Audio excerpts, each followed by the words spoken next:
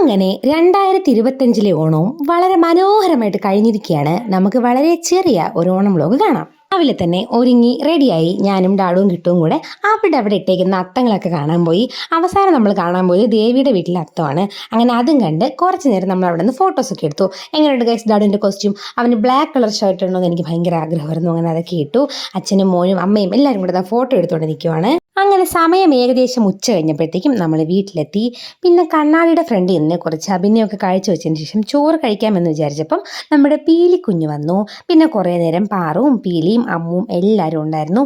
അതിനുശേഷം നമ്മൾ സദ്യ കഴിക്കാൻ തയ്യാറെടുത്തു.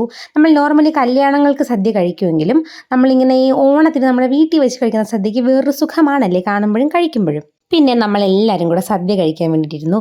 ഇലയിൽ വിളമ്പി വെച്ചിരിക്കുന്ന മനോഹരമായ സദ്യ ഞാൻ ആസ്വദിച്ച് കഴിച്ചുകൊണ്ടിരിക്കുകയാണ്. നല്ല സദ്യയായിരുന്നു.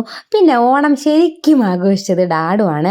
അവൻ്റെ ഇഷ്ടത്തിന് നമ്മൾ വിട്ടായിരുന്നു. അവൻ്റെ ഇഷ്ടത്തിന് വാരി കഴിച്ചോട്ടെ എന്ന് വെച്ചിട്ട് അങ്ങനെ അവൻ കലത്തിലൊക്കെയാണ് അവസാനം പായസം കുടിച്ചത്.